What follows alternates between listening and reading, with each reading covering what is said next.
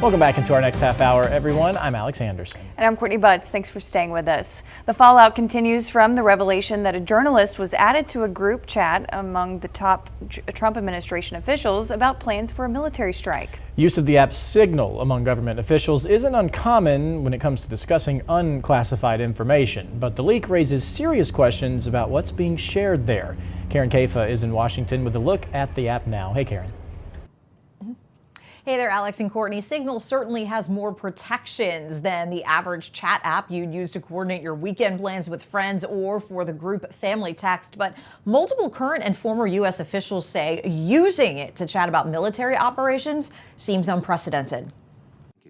Sharp questions from Senate Intelligence Committee Democrats Tuesday for members of the Trump administration intelligence team. Director Radcliffe, this was a huge mistake, correct?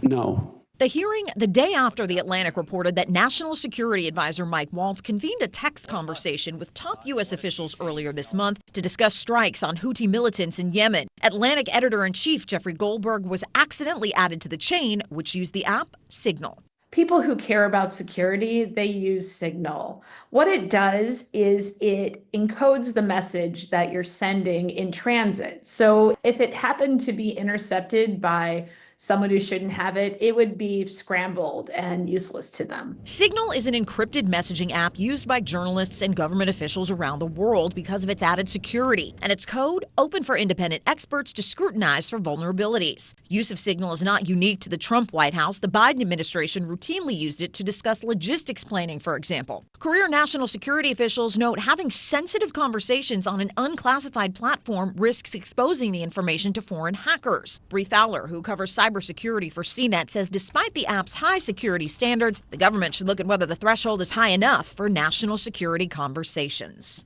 You know, using something that is more for consumers and industry may not be what they should be doing. You would think the government would have some kind of proprietary app that they would use instead. And speaking to reporters about an hour ago, President Trump said the White House will look into the use of Signal for future national security conversations. He said he doesn't feel there's a need for an investigation into what happened, though Democrats are certainly calling for one. Alex and Courtney. And Karen, what has been the reaction from this incident from some of our key intelligence partners around the globe? Yeah, if you look at the United Kingdom, one of our key intelligence sharing partners, an official spokesperson for the Prime Minister, Keir Starmer, said that Britain retains its confidence in sharing intelligence with the United States, but that information needs to be shared through the secure and appropriate channels and proper security systems. Elsewhere in Europe, some a little bit more blunt. The president of Austria said the American situation is one more reason as to why we have to contemplate that we need a strong and confident Europe. And the former prime minister of Belgium said it's another wake-up call for a real European defense. So those two certainly startling responses to what happened. Again, Democrats really calling on the Trump administration to sort this out. They also want to see an investigation from their Republican counterparts.